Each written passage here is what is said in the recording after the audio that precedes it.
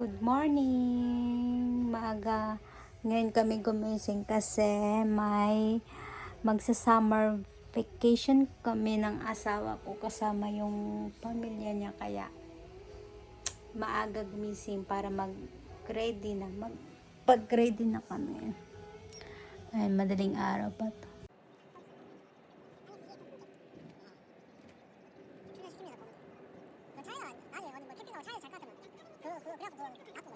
Ito na nga, nasa biyahe na kami at habang nasa biyahe kami naisip namin na kumain na lang muna kasi malayo-layo yung bibiyahiin namin at may kasama kaming matatanda.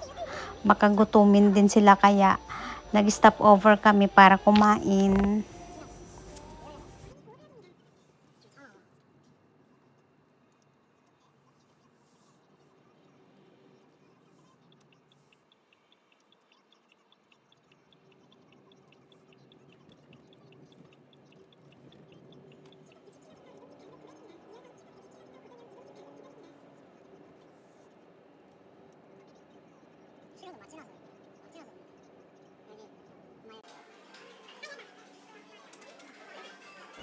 Ito na, nandito na kami sa restaurant at pinaihinto din namin dito yung kaibigan ng asawa ko na kasama namin sa bakasyon. At sabay-sabay kaming kumain dito. Ayan, naka-order. Nag-order na kami dyan.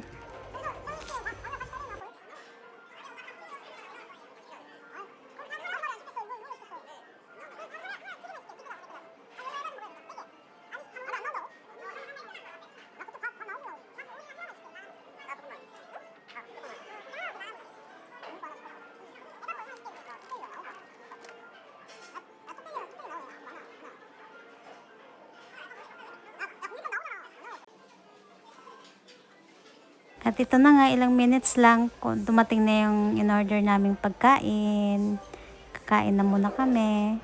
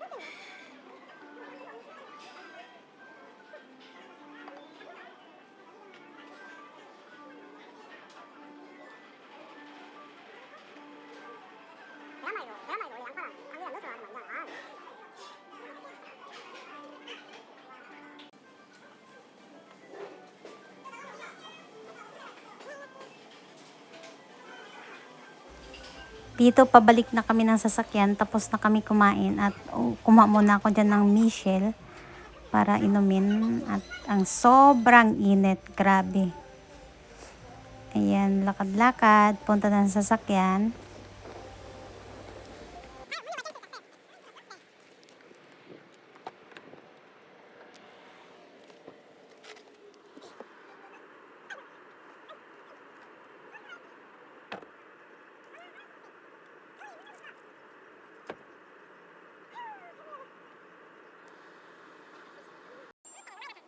Sa sobrang haba ng biyahe, napagod yung asawa ko, kaya ako na muna nag-drive dito. Malapit na lang naman na to. At ayun na nga, dumating na kami, magbababa na kami ng gamit.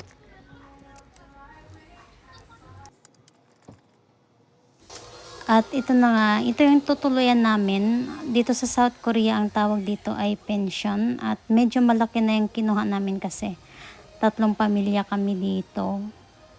Ayan yung CR. Malaki din. Malinis. Yan, sala.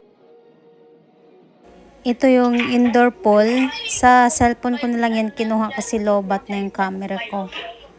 Kaya cellphone cam na lang yan. Ito second night na namin to. Kasi nung first whole day, hindi ko na videohan lahat. Kasi sobrang init talaga. Nag-swimming lang kami kaagad. Tapos kumain. Tapos ayun. Ito. Itong second night na to, ayan, nag-barbecue kami dun sa labas.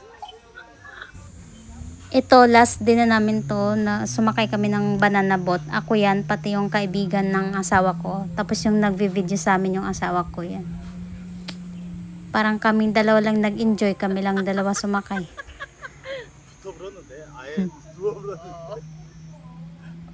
Natatawa ako dyan sa kaibigan ng asawa ko kasi sobrang dapang-dapa talaga siya. Parang takot na takot talaga siya. Nalaglag pa siya dyan.